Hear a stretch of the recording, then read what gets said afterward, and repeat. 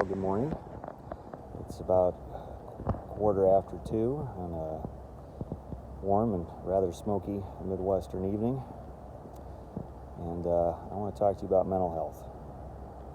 Now, if you have any thoughts about harming yourself in any way, turn this off. Call 911, call the suicide prevention hotline, call your mom, call somebody. You are loved, and this world needs you no matter what you think right now.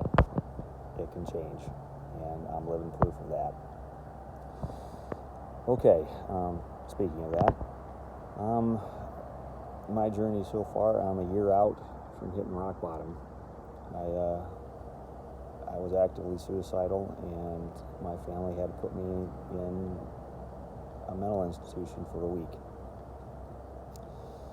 So I'm on my way back up, and the reason I'm making this is I don't want anybody to hit rock bottom. There's a lot of stops along the way, and there is help out there. And I know what you're thinking. I can't afford therapy. I can't afford beds. I know a lot of people are in that situation, and it freaking sucks. But there are other things that you can have in your toolbox that are free. One thing that flipped a switch in my mind is that it's okay for me to be happy, and it's okay for me to be okay. You're going to say, well, duh. When you're a clinically depressed person, though, your script gets flipped, and being miserable and wanting to die and hoping to get in a car accident is perfectly normal to you, and you end up almost clinging to that.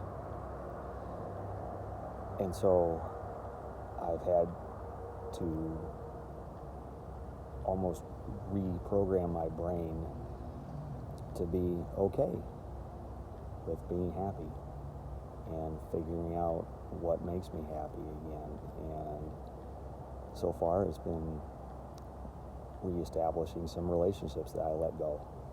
And when I retreated into myself, I just stopped talking to people at all. So I'm reaching back out, and it's been great. People are like, oh, where you been? What's going on? Glad to hear from you. Whereas before, I would have never done that. I would have just assumed that nobody wanted to talk to me. And I'm trying new things. For example, YouTube videos. 6 months ago, that was completely inconceivable. Never even thought about it. So what you have to do as an individual is figure out a positive thing that makes you happy. Now, I see too many people doing negative things in order to cope with how much the world sucks. And not just the obvious things, drugs, alcohol, but it can be things like gambling all night. Now, some people say, well, I'm just hurting myself. And like a lot of the lies that the devil tells people, it starts with the half-truth. Yeah, you are just hurting yourself, but there's that word, hurt. Let me tell you, the world is going to find a way to hurt you. Don't make it worse by hurting yourself. And I really think people are smarter than they think. I think they instinctually understand that what a positive versus a negative activity is. Going for a bike ride with your kids is positive. That will help your mental state. Staying at a casino and spending thousands of dollars all damn night chasing that high is negative. I'm sorry.